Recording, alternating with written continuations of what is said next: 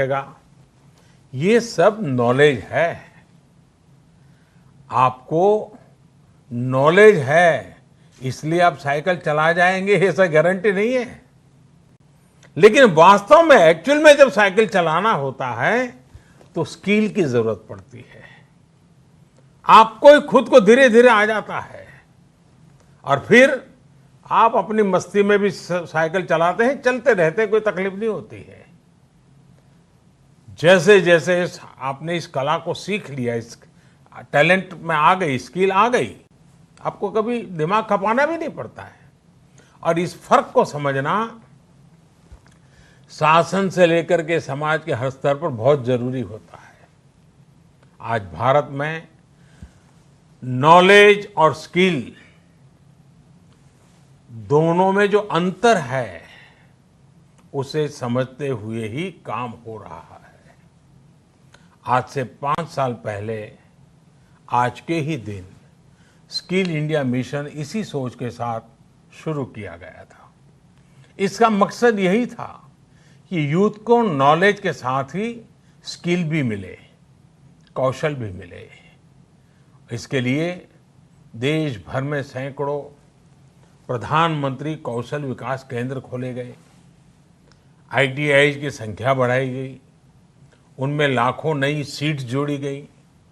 इस दौरान 5 करोड़ से ज्यादा लोगों को स्किल डेवलपमेंट किया जा चुका है और ये अभियान निरंतर जारी है। साथियों, तेजी से बदलती हुई आज की दुनिया में अनेक सेक्टरों में लाखों स्किल लोगों की जरूरत है। विशेषकर स्वास्थ्य सेवाओं में तो बहुत बड़ी संभावनाएं बन रही है।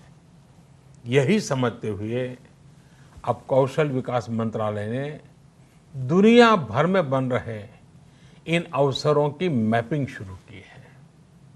कोशिश यही है कि भारत के युवा को अन्य देशों की जरूरतों के बारे में, उसके संबंध में भी सही और सटीक जानकारी मिल सके।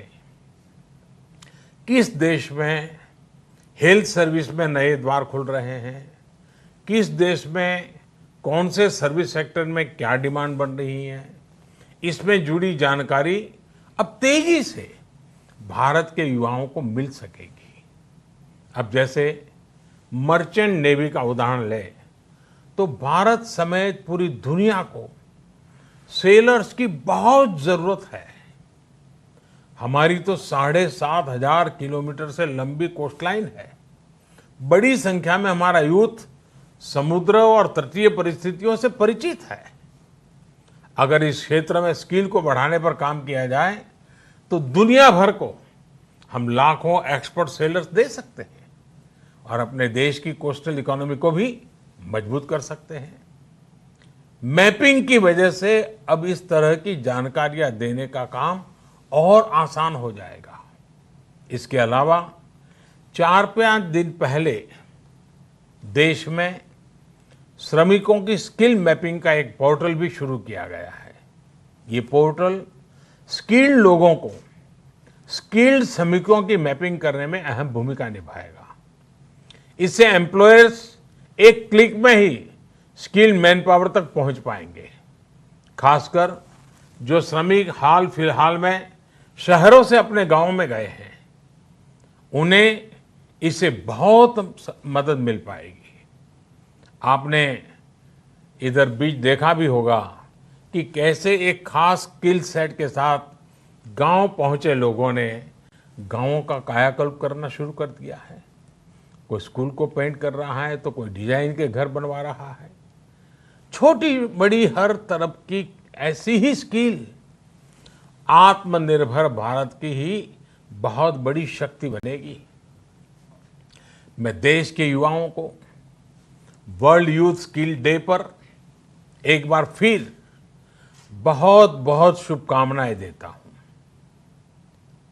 और वैश्विक महामारी का युग है तो मेरा भी कर्तव्य बनता है कि एक बार मैं बार बार एक चीज को दोहराता ही रहूं और सिर्फ मैं ना दोहराऊं, आप भी दोहराइए। और वो क्या है? पहले तो मैं चाहूंगा आप स्वस्थ रहिए। दूसरा, 2 गज की दूरी का पालन करते रहिए। मास्क पहनना न भूलें। थूकने की आदत सबको छोड़ने के लिए समझाते रहिए। और जिस काम के लिए आज इकट्ठे हुए हैं, उस मंत्र को हमेशा याद रखें। कितना ही पढ़े लिखे क्यों न हो, कितनी ही डिग्रियां क्यों न हो, फिर भी निरंतर स्किल भी बढ़ाते रहना चाहिए। लगातार नई नई स्किल के लिए अपने आप को तैयार करना चाहिए। जिंदगी जीने का आनंद आएगा, जिंदगी के नए अवसरों को पाने का आनंद आएगा।